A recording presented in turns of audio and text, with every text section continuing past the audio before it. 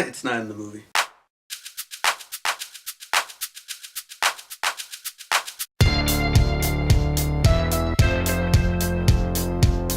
Hey everyone, David here, back again to review another movie, and this time it is for what I consider to be one of the most anticipated films of the year. The one that I was, not necessarily the one that I was looking forward to the most, but definitely one that was on my list, like, wow, I gotta go see this movie and see what they do with it. And of course, out of all the movies this year that are coming out, I looked at this one and said, I gotta see this in IMAX, because a humongous title character deserves a humongous giant screen. And of course, I am talking about none other than Godzilla. Once again, America is recreating the iconic monster and trying to get that out of our system. And this time it stars Aaron Taylor Johnson, Elizabeth Olsen, Bryan Cranston, David Strathairn, Ken Watanabe, and Sally Hawkins. And the cast for this movie is way more of merit than the Ferris Bueller one. But the main attraction of this movie is none other than the big man himself, Godzilla, who returns to wreak havoc, or so we were led to believe, because this movie's called Godzilla, and for a movie that's called Godzilla, there's not a whole lot of Godzilla. Yes, I'm saddened to say that much like the '98 American attempt, this movie falls back more on the human element rather than watching Godzilla throw down and destroy stuff and be badass. And I'm not gonna say that he wasn't awesome when we saw him on screen, because he genuinely is awesome, but it's very saddening to know that he hardly has any screen time, which to me is actually the biggest disappointment of this movie. I'm not going to say that the movie is disappointing as a whole, because this movie is actually well made. There's a lot of actors that are giving it their all and turning in great performances. Gareth Edwards, the director, handles the material very well and treats the iconic monster justly. Like, he looks like the original Godzilla and he acts like it, and he's awesome when we do see him. But one of the most disappointing things about the movie is the fact that we hardly get to see him. Let me put it this way. Bryan Cranston is in the movie, and Bryan Cranston is always amazing. I mean, he's freaking Walter White. But besides that, he does a good job with his performance in this movie. And I think what's most important for Bryan Cranston to do right now is to try to detach himself from Walter White, so that he could show people that he is a good actor who can play anybody. And he does so in this movie, because he plays probably one of the most sympathetic characters and one of the most interesting ones, but he's not in the movie very much, and it was disappointing to see that he wasn't in the movie as much as I was hoping him to be, because of the fact that he was one of the most interesting characters. But get this, he has more screen time than the guy that this movie's named after. Now, I cannot stress enough that when we do see Godzilla, he is awesome. You genuinely feel his presence on screen, especially when he appears for the first time and gives us that roar for the very first time. Everybody in the theater was cheering, and I was just like, yes, he's here. But without going into too much detail, because there's a particular element to this movie that the trailers did a good job at omitting, so I'm not going to go into full detail about that, but let's just say that there's about maybe 4 or 5 action sequences in this movie that involve Godzilla. But the climactic one at the end is the only one that we generally get to see, because I'm not even kidding. Every time that they set up for Godzilla to do something awesome, they would cut it. He would literally have a pose. He literally strikes a pose in this movie where he looks like he's about to throw down and be badass. He's even got this look on his face like, here I come. And it's awesome. But then they put something like a door closing or smoke coming out of nowhere that completely obscures it, and then they cut back to what the soldiers are doing on the ground, or what this person is doing in this building, or what the scientists and the researchers are doing in their lab. We don't want to see that. We want to see Godzilla. That's what the movie's named, Godzilla. Fortunately, it is during this climactic battle that, despite being interspliced with these other things that are going on with some of the human characters, what Godzilla does during this big fight at the end is awesome. I mean, he at least had a longer battle than, let's say, any of the 3, or not necessarily 3, but at least the first 2 final battles in the first 2 Iron Man movies, or even Venom at the end of Spider-Man 3, or just recently the Green Goblin in Amazing Spider-Man 2. He has a way better fight than any of these properties did.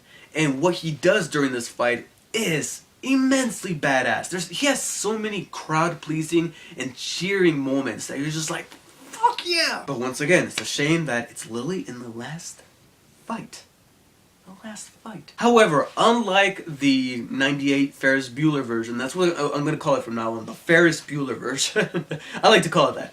But unlike that movie, the human element in this movie is way better. It's treated in a much more subtle and complex way rather than the silly, comedic, over-the-top treatment that we got in that 98 version, because here the characters feel a lot more grounded, and out of all the human characters that we see in this movie, the two standouts would be Aaron Taylor Johnson as Ford Brody, and I find it kind of funny that our main protagonist is named Brody, who's hunting a monster.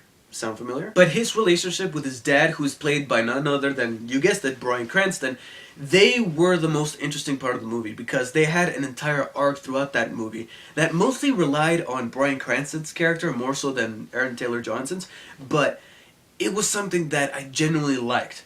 I was actually interested in seeing where this went. It's just a shame that we don't get to see enough of Bryan Cranston in this movie, and therefore we don't get to see enough of that arc in the movie as well. And like I said before, everybody else in the cast did a good job. They were generally turning in some good performances. Ken Watanabe, Sally Hawkins, Elizabeth Olsen, who I really want to see more because I really want to know what I'm getting myself into when we get Avengers 2, considering that she's going to be playing the Scarlet Witch. And, you know, you got all these actors who are top-tier actors. In fact, I believe that almost everybody, with the exception of Aaron Taylor Johnson, unfortunately Bryan Cranston, and Elizabeth Olsen, have been nominated for an Academy Award before. So it was awesome to see these kind of characters, or these kind of actors, in this in the movie of this kind, a genre movie that's coming out during the summer. So they put good performances in this movie. It's just a shame that their characters were written kind of blandly. Some of these characters are just there to kind of move the plot along. Elizabeth Olsen, her character, was simply just there to have Aaron Taylor Johnson's character have something to fight for. She's merely just there as a motivation for Ford Brody, Aaron Taylor Johnson's character, to keep moving forward and do the things that he does in this movie. And Ken Watanabe feels a little wasted in this movie, considering the fact that he spends almost the entire movie with the same look on his face. And again, without getting into too much detail, some of the action sequences or set pieces that don't necessarily involve Godzilla were still pretty cool to see, especially when they're early on in the movie, like within the first 45 minutes or so, because it takes a while to see Godzilla. And when we do see him, like I said, he's awesome, but then after that, we literally go through almost an entire act to see him again. It's a huge shame.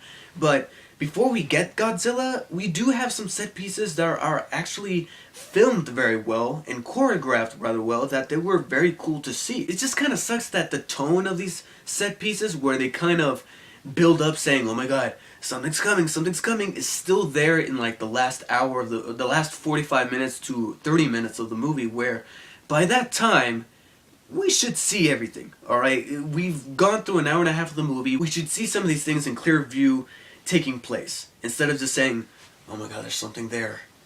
Oh. However, I must say props to the marketers for this movie, because like I stated earlier in this review, they managed to withhold a particular element in this movie that you only see glimpses of in the trailers, but you'll miss them. You'll blink, if you blink, you'll miss them. And the only way to see them is if you break down the trailer literally frame by frame. And if you didn't really catch it, then you're actually going to be surprised going into this movie seeing this, because you're like, wow, they actually put this in the movie. And this element, I'll admit, this element did take away from screen time that Godzilla properly deserved, which is a huge shame. But not only was it an interesting thing that we haven't seen in an Americanized version of Godzilla before, but it also harkened back to the original Japanese Godzilla movies, where by the end of this movie, especially in the last like 5 minutes, you'll get that feeling like you're watching one of the original Godzilla movies, where die-hard Godzilla fans are going to get a kick out of it. The only other trade-off about that omittance of that element would be that, let's just say, some of these trailers paint Godzilla in a completely different light than how he is portrayed in the movie. I'm just going to leave it at that. He's totally different in the movie than what the trailers make you believe. But good job, marketers, for not giving anything away. I highly recommend you head over to Marvel's division, because they need you. My only other nitpick with the movie would be that every now and then there's a cliche or a convenience that we've seen time and time again in this kind of genre for these kind of movies. Monster movies, science fiction movies. I'm not gonna say that the movie's riddled with them, but they're there, and they're a little difficult to overlook. But I damn near forget about that nitpick when I think about the biggest disappointment about the movie, which would be that we don't get to see enough of Godzilla.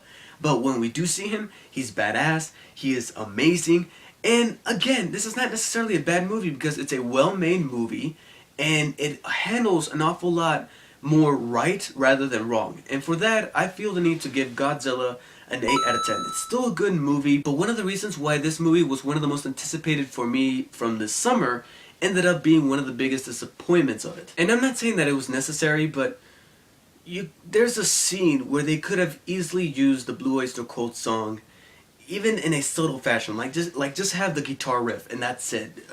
Omit the lyrics so it's not too obvious, but it would have been a nice little wink at the audience, at the fans of not only Godzilla but also that song, but even they didn't do that. So thank you guys for watching. Let me know what you guys thought of this reimagining of Godzilla, and do you think that this could lead to future Godzilla sequels, as well as the recent talked about Pacific Rim crossovers? That would be rather interesting. I mean, Godzilla is a kaiju after all. Let me know what you guys thought, and I'll see you guys later.